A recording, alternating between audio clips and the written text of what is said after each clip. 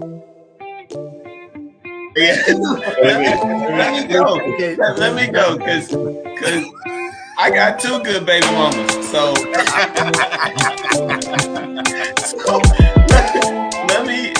I do want to say I do have me and my I do co-parent with my adopted son, and his mom is amazing. And one thing I will commend her on is the issues we've had never got portrayed to our son. We always kept those compartmentalized. So, you know, if we had an issue, if whatever our relationship issues were, we still co-parented, and we co-parent well. And we communicate every single day, and we probably think each other are disgusting. Like, we probably would never look at each other the same way at all. But as parents, like, when one thing I will implore women to do is, once your relationship changes. So I was once your significant other, and then when we've ended our relationship and I'm no longer your significant other, now your mindset just needs to switch, that I am just the father.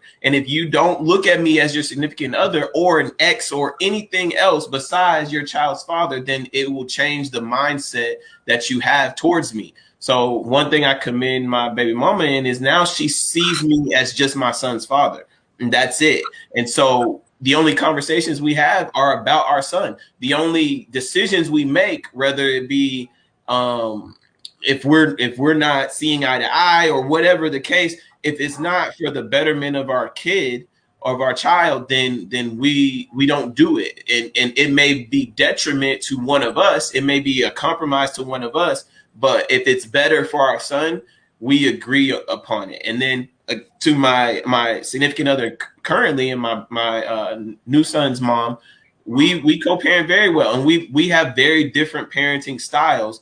But I am your significant other, so then it comes biblical, where I'm the head of this household, and so whatever I lead you as my church, and a part of my church is my kids. And so I will lead this flock how I need to lead this flock. And if you fall in line, and you fall, not in a demeaning way, fall in line, but if you follow my lead, then we gonna be good, and in the sports term, put the team on my back, and we're gonna win and lose off of my decisions. And let that be my decisions that we win and lose on. And you just help me out and be the supporting cast that I need you to be. And she does a really good job of that. And then when it comes to all of us parenting together, because we're a blended family, if we are always thinking, if everything is compartmentalized, my baby mama no longer sees me as the ex. She no longer sees my wife as someone who took her man, or whatever drama could